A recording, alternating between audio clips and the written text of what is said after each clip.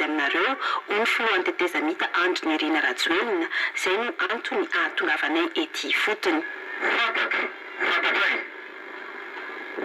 Fantatray mihitsy ary fantatray tokoa ny fahasaganana mianjady aminareo patsa mpamokatra aty atsiny ary tsapako ihany koa ny tebiteby sy ny aia koa indreto izay hanampy anareo amin'izany. Azo lazaina hoe andro lehibe ny androany ny fotoana androany satria ity andro ity no anatanterahana ny lanonana ofisialy anamboarana ny tetikasa fanarenana tanteraka ny faritra Bamangoky na ny eto Bevay marimarina kokoa izay efa namboarina tamin'ny taona 1990.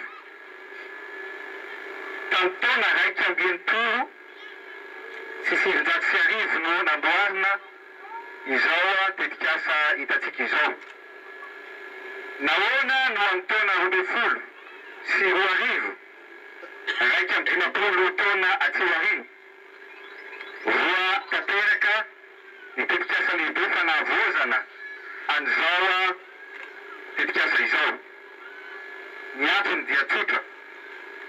Tahin'Andriamanitra isika ary tian'Andriamanitra ary ny zavatra tiako fampizarana aminareo ngeny vao nitatana ny tetezamita ny tenako dia nametraka ny hoe tsy maintsy mahaleo tena ara-tsakafo i Madagasikara. Ka ianareo aty atsimo androfana amin'ny alalan'ity tetikasa ity no ampamodely an'i Madagasikara manerana ny Osiana Indianina zava-dehibe eo amin'ny lafiny fampandrosoana izany tetikasa izany satria dia tsy maintsy hotratratsika ao anatin'ny fotoana fohy le hoe aleo tena ara-tsakafo i Madagasikara. Marina ny lazainareo teo hoe 100,000 hectares ny tany azo volena aty. Ny vary afaratsika izao dia eo amin'ny 70,000 na 80,000 tonnes eo. Raha ataotsika ny katsikady tsotsotra dia raha mandolitsika 20,000 hectares fotsiny dia itsika indray no anondrana fa tsy anafatra intsony tompo-klasy tompo-kovazy ary dia apetratsika ny fanamby fa tsy maintsy hotratratsika izany tanjona izany. Tsy resaka na kabary intsony zao no atao fa asa avy hatrany. Hitanareo fa tonga eto ny tompon'andraikitra rehetra na mpamatsy vola hiaraka anatanteraka an'izany asa zany.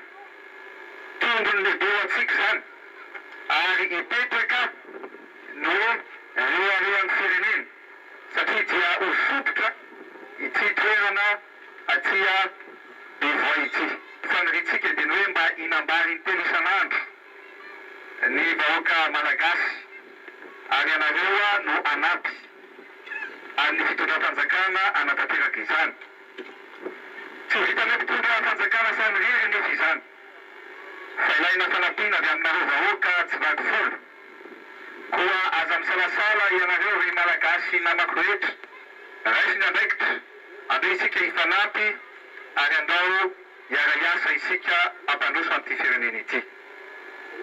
Izay indrindra no nahatonga nyreto tompon'andraikitra rehetra ireo mpamatsy vola eto androany izay tsy mitsahatra mikatsaka andro manalina mikatsaka mandrakarivo ny ampandroso an'ity firenena malalatsika ity.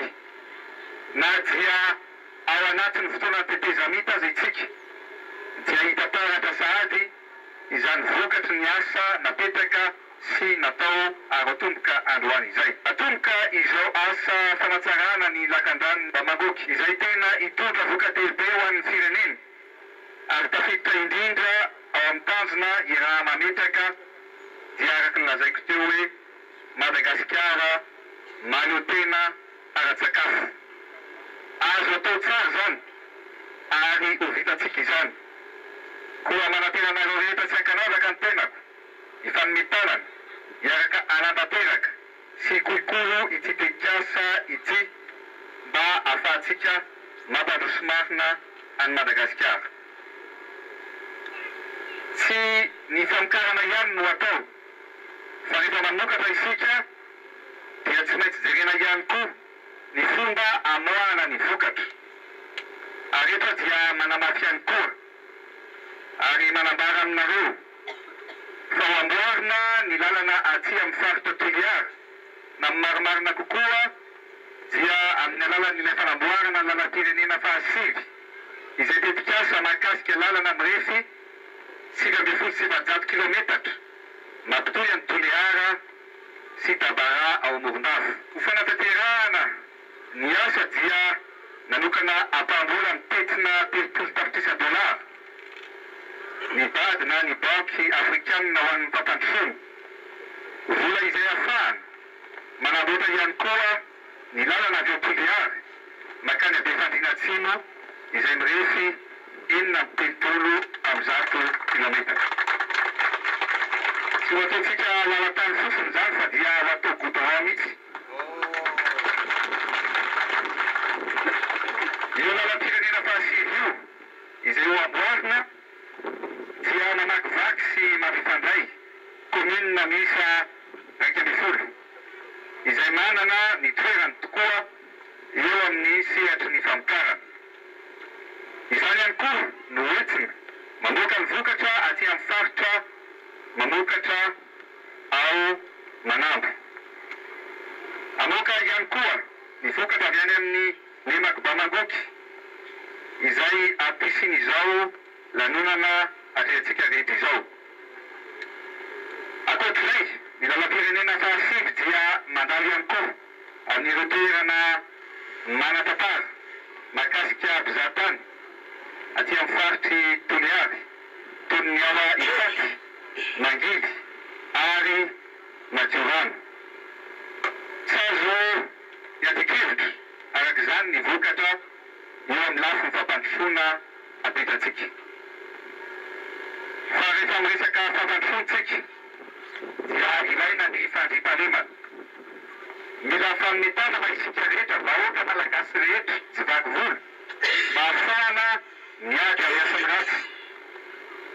Fa ny zavatra nahafinaritra n'andro dia tsy ady amin'ny lasan'ilay ratsy no atongavako eto Bevoay fa kosa fanamby apetraka mba ahafahantsika mamokatra ary mampandroso ny firenena. Matoky sinio aho fa tsy maintsy hotratratsika ny tanjony dia hoe Madagasikara no maroso indrindra aty amin'ny faritra ranomasimbe Indiana. Raha hetsy-hektara amin'ny tamboly azo trandrahana eto amin'ny Lemaka Bamangoky, ny 3,000 hektara ihany nefa ny voavolo noho ny fisian'ny fasika izay manototra hatrany ny fantsona. Fasika 5,000 sy R1 toratelo isan-taona no tsy maintsy esorina eto. Ny R1 toratelo amin'izay ihany nefa no vita ny vondron'ny tantsaha izay mitantana ity Lemaka ity. Nampanantena ny ampiakatra ny vokatra araka izany izy ireo satria efa nandrasany ela ity fanampiana ity.